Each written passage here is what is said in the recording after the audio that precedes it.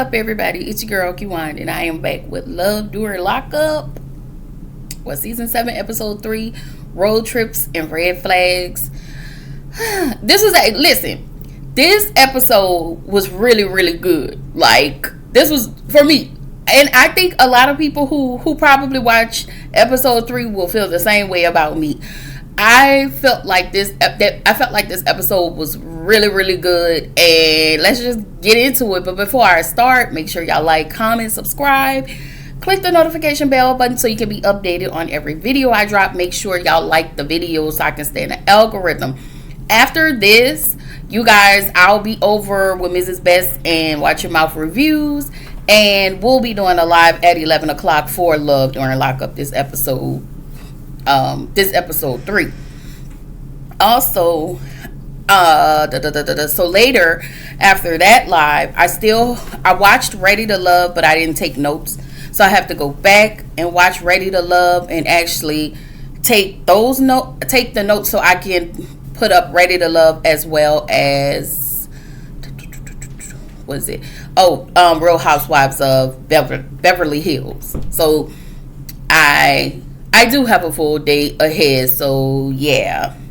Anyway, let's just jump right on in because episode 3 started with Aisha and she's with her friend. They are actually preparing for a road trip to go see Michael.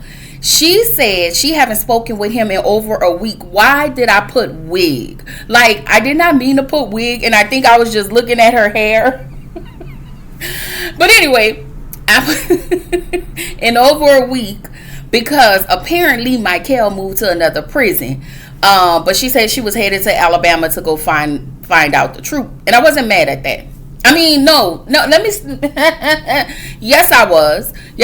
But let's just keep it going. So she's also bringing Anna Marie. Anna Marie is her Cabbage Patch doll that she's been having since she was like 13. Let me tell y'all this. If it wasn't for Katrina, I had one since I was a baby, and I've had it all the way up to Katrina, and it was destroyed in 2005. So yeah. Anyway, Christy has been her friend, the lady who was with her. So Miss Christy has been her friend for 14 years. Not only is she her friend, she's actually her co-worker as well. But Miss Christy, like me and the rest of y'all, we think that he lying about whatever he got going on. And I would agree with Miss Christy. Like, I feel like, just like the rest of them, he giving them, she said that she thinks that he's jail talking her. And I totally agree, because I feel like they are all jail talking y'all for y'all monions, okay? Anyway, Aisha finally arrived to the prison. She says she submitted a background check, but they haven't gotten back with her. And then, she was like, all right, we ready. We finna get out the car. They get out the car. Girl, why you left Anna Marie in the car? Okay, you got you got Anna Marie looking like, what the? You drove me all the way down here with y'all to just leave me in a car? No, ma'am, Pam. Okay? I do feel like Anna Marie is like a support doll for her, like an emotional support doll. And I do feel like people have those things. So when I do see that, I don't laugh about it because it's not funny, because people have an emotional support animal. And she did say how her mom left her and moved down south. So yeah, I'm not mad. But you didn't have to leave Anna Marie in a car, okay? So we get to Emily. Emily says she's actually awaiting a video call from Justin. She said that the video calls, they only get like 6 for the year, and they only get like 45 minutes on each video call. And I'm assuming sometimes those video calls drop. She said that because she has to be in the brothel, she has to be working 24/7 or / on call. I was like, oh girl, y'all don't get these people coochie a break, okay? What if they have, on the 7-day, on a 7-day advantage? Okay, some people have 3 to 5 days. 3 to 7 days advantage. Okay, ladies, y'all know what I'm talking about. I just don't want to be crass in my video. But what do they do? Okay, they get, listen, people do say, if you can't use this, you can use that. I'm sorry, y'all. But I'm just saying, come on, 24 hours? Really? Girl, please. Y'all, they eat, she says she eats, sleep, and all of these things in her room. First of all, ill. And,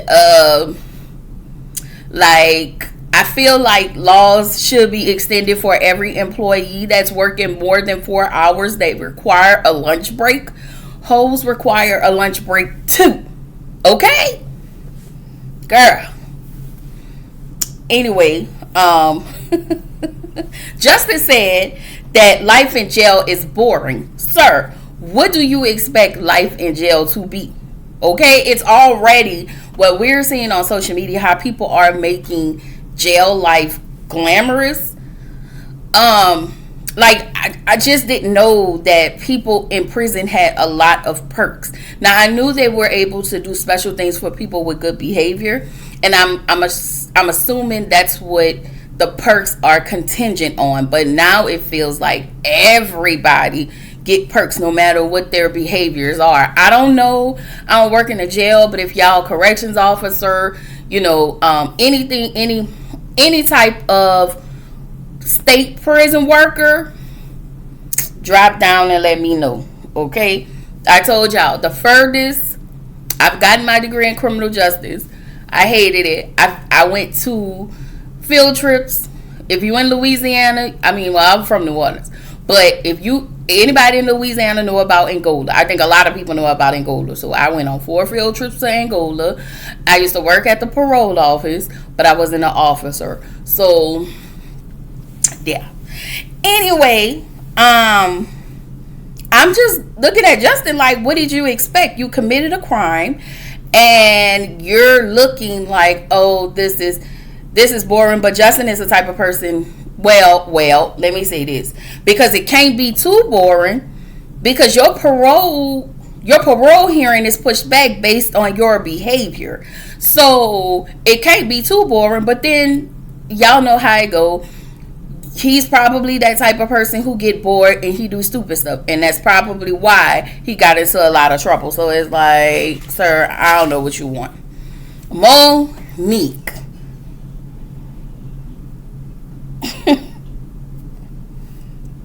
So Monique is still pissed off at her sisters because they was honest with her about the nigga named Titus. Okay? Girl. Like, anyway, she gets up and she leaves the table. She walks into the restaurant and she slipped. She fell. And they called the ambulance and all of the things. Ambulance was like, hey, you really need to go get checked out. And so she didn't want to go, but her sisters convinced her to go. And so it turns out she fainted because she was hungry. She said she was hungry, hot, and irritated with her sisters. But in reality, she took those weight loss injections, and because it cut her appetite, she hadn't really been eating or drinking in 2 days. Now, I can understand eating, but I thought like any type of Adipex pills, injections, all of that give you like that puffy, what is it when your mouth is just like dry, and so because of that you're always thirsty. But I guess every medication works on everybody different. But she gets a call from Titus, and she told him what happened, and she said she had to cancel because she was supposed to visit his family. And he tells her, I had a conversation with you over and over about how to carry yourself and how to be on point, and to also make sure what you need to do. So when you don't take heed to that and going off and just doing whatever or being lazy, wait, I'm sorry. He said, when she's going off and just to do whatever she feel is best, or being lazy, or whatever it is, that means you're not paying attention, and if something bad happens, whose fault is it? And he absolutely blames her for falling. And I get it, because, part of me feels like, oh, okay, you didn't eat. But again, with those pills, you have to literally make yourself eat. So again, he had no compassion in that moment. I feel like because he's a controlling, manipulative bastard, he actually was mad, not because he didn't give a damn if she fell or fainted. He was mad because she didn't go see his people like he wanted her to. Like, I'm not sure why she's allowing this man to pull all of these strings while she's in prison, but I would have told Titus where the hell to go, threw them cameras out, packed my shit up, and left. Like, I'm sorry, no ma'am, Pam, change your number and get rid of this man. So what I am to understand, Monique is very aware the lack of compassion, empathy that Titus doesn't show. She said it. And so not only was he doing that, he was like talking to her really, really bad. And I just wanted to point out that there's after doing all of that, you do realize that there is no privacy in your home, because there are cameras over in your home, which I feel like that cousin who installed them is the one who can see whatever is going on in her house as well. Like, I'm sorry, yeah, no, and the fact that the lady did faint, she telling you, listen, because I'm in the state I'm in now, I can't go see your cousins. Like, I would have been like, boy, fuck you and your cousins, bitch. I'm sorry, y'all. So then we get to Kelly and Angel. Angel is Michael's mom. Y'all know the lady I call bald head ass Mammy in episode 2. Her. This whole scene for me was some bullshit, and I'm going to tell y'all why. Angel is the type of mom that doesn't sugarcoat anything, which means she's crass as a motherfucker, just like her son. Rude as, okay? His mom said to Kelly that she got him food that he wanted and a list of toiletries, I guess, that Kelly was supposed to go and purchase. So they talked about how this raggedy ass nigga has expensive taste and want everything that's expensive. Like, you can't take this dollar, y'all know the little cocoa butter liquidy watery dollar lotion that most people in jail would absolutely be okay with, and they just thankful because they got some lotion for their ashy ass ankles. Not him. He wants you to go, shout out to EOS, because I got EOS, okay, and I use it with Palmer's. But his raggedy ass wants you to go pay for some EOS lotion. Boy, fuck you, okay? And that man me too, because I'm about to dog walk the fuck out of her. But listen. So Angel said to Kelly, when there's a request made by Michael for things that are highly expensive, she tells him, I'm not getting these things for you because you the one who messed up and you're in jail.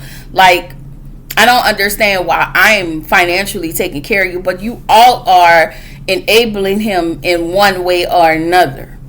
So Kelly tells Angel that Michael plays on her heartstrings. Not only does he play on your heartstrings, he doesn't value you as well, because he's okay with you constantly taking from your kids and giving to him. Meanwhile, he has a stash of $14,000 in an account that you don't know about, but his raggedy ass mama do. And I'm pretty sure everybody probably be like, oh, she a real one. No, she not. Because if you was a real one, you would have told her every damn thing and not hid that from her. Or if she was a real one, you would have used that money to be like, you know what, let me go get your kids some clothes.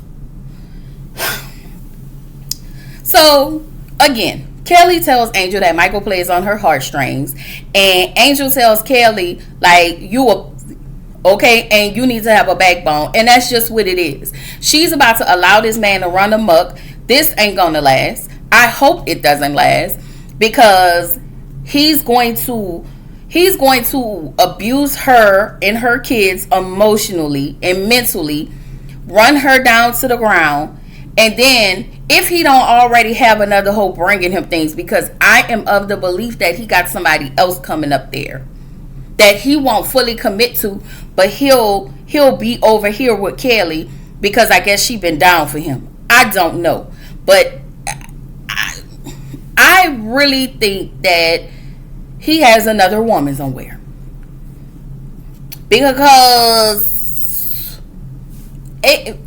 whatever, fine, because you getting nice for what and for whom? You locked up. Anyway, we found out also that Kelly had got credit cards in Michael's name, and the mom kept reiterating how pissed off he was because Kelly couldn't pay those cards off in time. Couldn't pay the cards off, and because of that, it messed up his credit score. And so the mom gave Kelly money to pay on the credit cards. And so Kelly was like, well, if he need anything, which she didn't want to do, if he needed anything, she was using his credit cards. And she seemed like she felt bad about that. I wouldn't feel bad about nothing, because once again, you are taking out of this woman's mouth and then have the audacity to say that she doesn't have any self-control over, she doesn't have any self-control over money. That's because she's helping you. And again, you're going to continuously use her until she gets some sense, because it's obvious that she does not. So Angel said that Michael was flipping out, about the whole credit card situation. Girl, you locked up. Apparently he's getting out in 6 days, but he will be living with his mammy. Okay. So Kelly asked Angel if she think Michael is using her, and instead of Angel, who keeps it a buck, says yes he is. She also tells Angel, which she wasn't wrong, but she tells Angel, I told you not to marry him because he was in jail. Stupid people are going to do the opposite. A lot of times people like Kelly, she's not trying to hear that. Even if you would have told her he was using her, all she was going to do was flap her gums because she wasn't going to leave. You know he's using you, which is why you ask those questions. Let me say this. When y'all start asking people, not y'all, but y'all, okay? Not everybody, but people, okay? It might be some of y'all. Asking people, because nobody knows you. The one thing about therapy, nobody knows you better than you, okay? So when you start going to people, asking people, hey, is this person using me? You know in your heart of hearts, you know in your gut that you are being used. You know you're being used.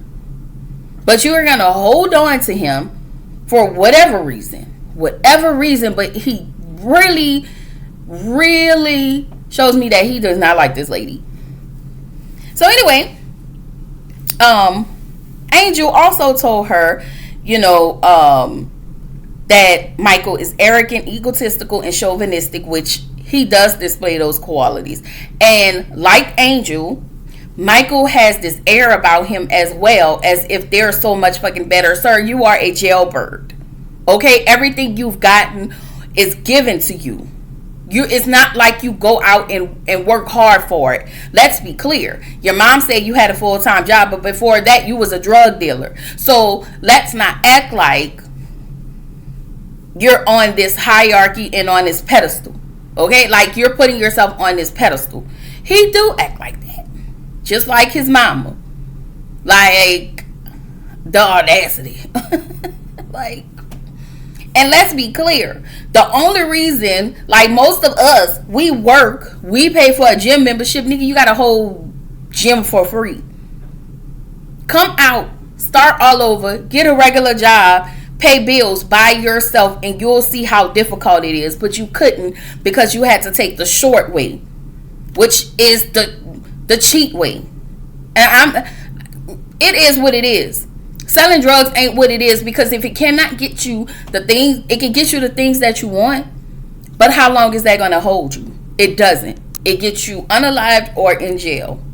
Pick a struggle. Or you're always looking over your shoulder. Anyway, what do I know? I ain't never sold a drug a day in my life. Okay. So Angel was not wrong when she told Kelly that, you know, you had other options, but you chose to be with the nigga who was in jail. Why? I don't know. I don't know. Like, Kelly is a glutton for punishment. She doesn't love herself. So she's expecting this type of love from somebody, because I'm sure, I think we talked about it last week in a review, how she didn't get whatever love she was supposed to get from that mom. And so she's trying to find it through other men. And I really hope her kids do not grow up like that. Like, you know, I don't. But you bringing this man into your home is going to deviate from whatever schedule y'all have, or whatever rhythm y'all have going on in that house. Like, you're going to deviate from that. Like, that's crazy to me. You're going to allow him to come in and he's going to run amok. And again, the way he talks to her, he's going to talk to those kids just as crazy. I hope not, but child, disrespect is no respect. What did they say? Disrespect is no respecter of persons, okay? So then we also found out that, now years ago, Kelly's mom was on drugs. She was alcoholic as well, and Kelly was one too. So Kelly, she had a good job, and she went to go get her body done somewhere in Mexico. Her mom had the kids for her, and her mom stole all of her money while she was in Mexico getting her body done. So I'm pretty sure and this was like 8 years ago. So this was years ago. Since then, the mom has cleaned herself up and changed. You know, and I'm sure there's some icks that she have, but most importantly, this lady has, you know, cleaned herself up and made a change. Sorry, y'all.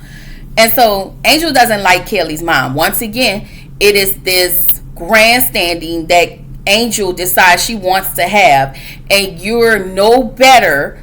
You're worse than Kelly's mom. But that lady, again, Lori, her name is Lori. Lori did that years ago.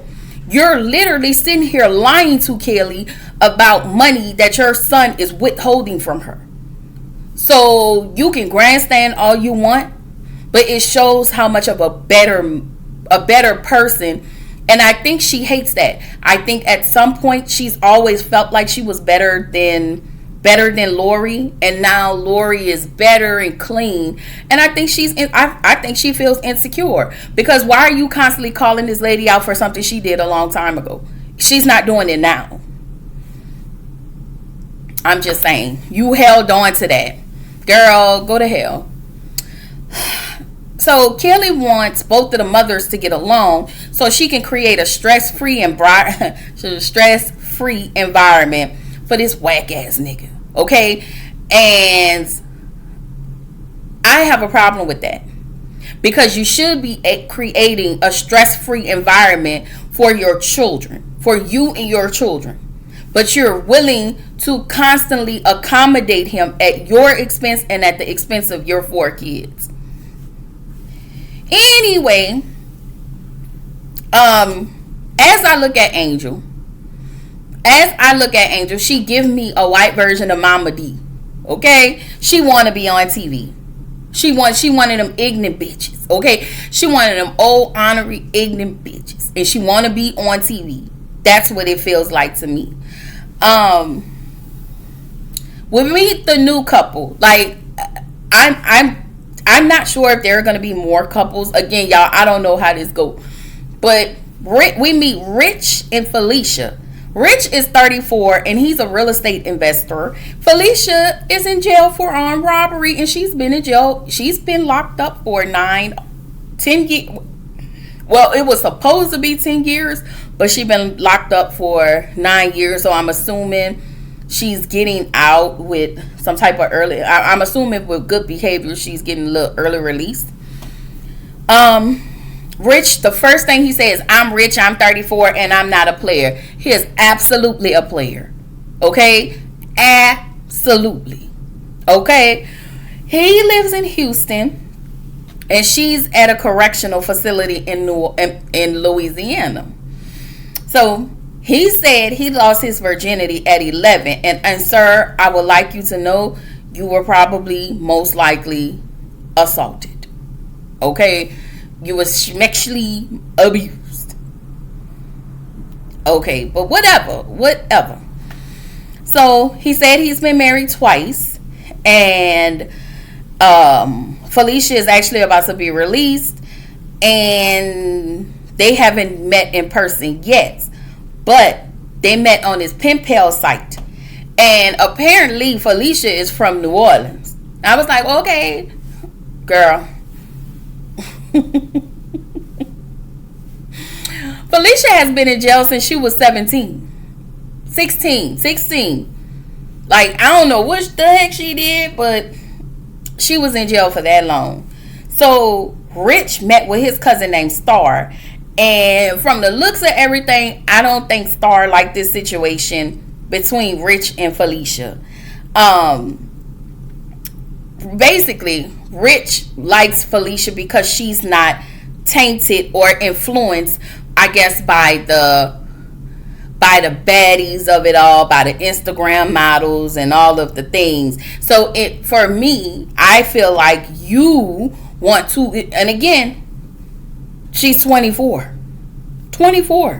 So I feel like you want to take this time to groom her into the woman that you want her to be, that's beneficial to you. But whatever.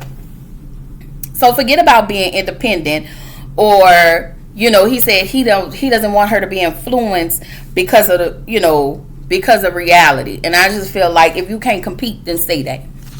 Okay, get out of our face with this stupid shit.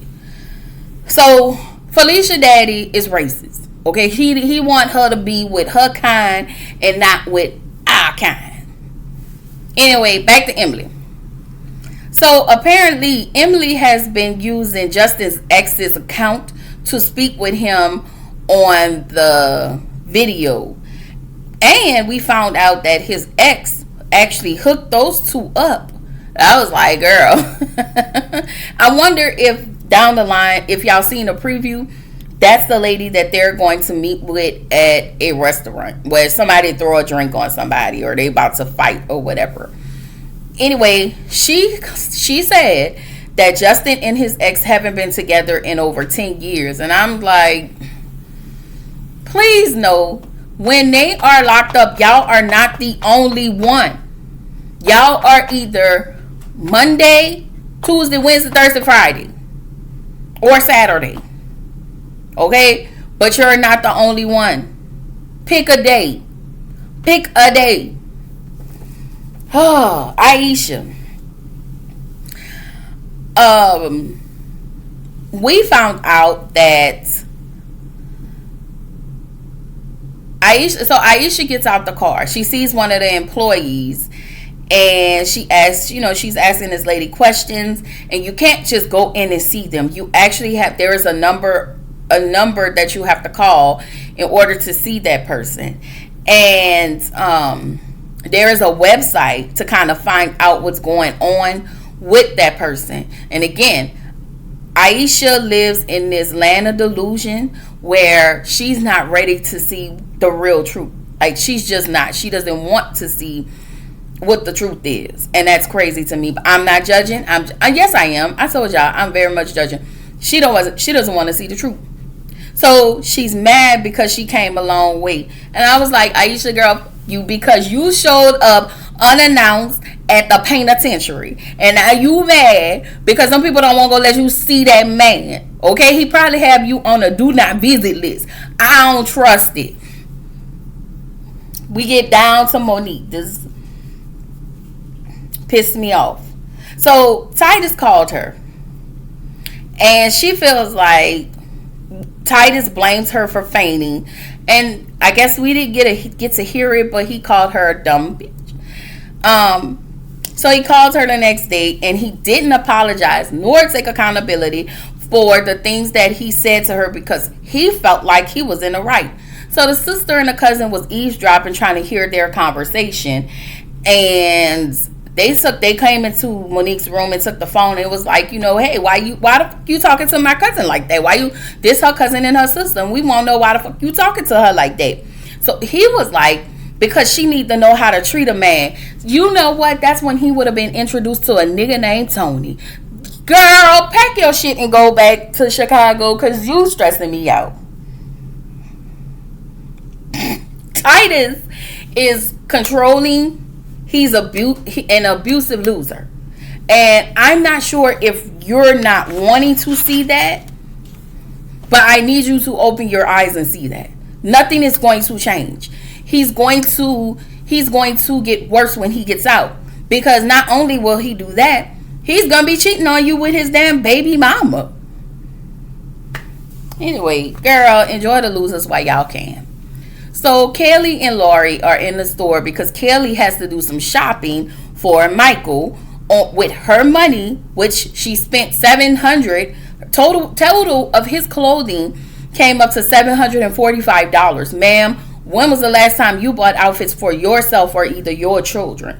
Because it seems like you're always, it seems to me that you're shopping for him and you're buying groceries and food and paying bills for your house. Like, you gotta make that make sense for me. Anyway, Lori thinks that Angel should be affording Michael's lifestyle, but Kelly feels like, I don't want Angel to do that because I want to prove that I can do it. No, you don't want to have Angel to do it because she gonna be trying to be all up in your shit, going off on you because low key you scared of her. Like, I don't know what it is about that mama, but you scared of that mama. Anyway, Kelly is a pushover. So Lori has changed over time. She's gotten clean in prison. That's what she did say that. And she's showing up better as a grandparent and, trying to show up as a parent. She admits that the relationship between Kelly and Angel is a bit, she feels a bit jealous about it. But in reality, she don't with Angel like that because Angel again has this air about herself and she want a grandstand.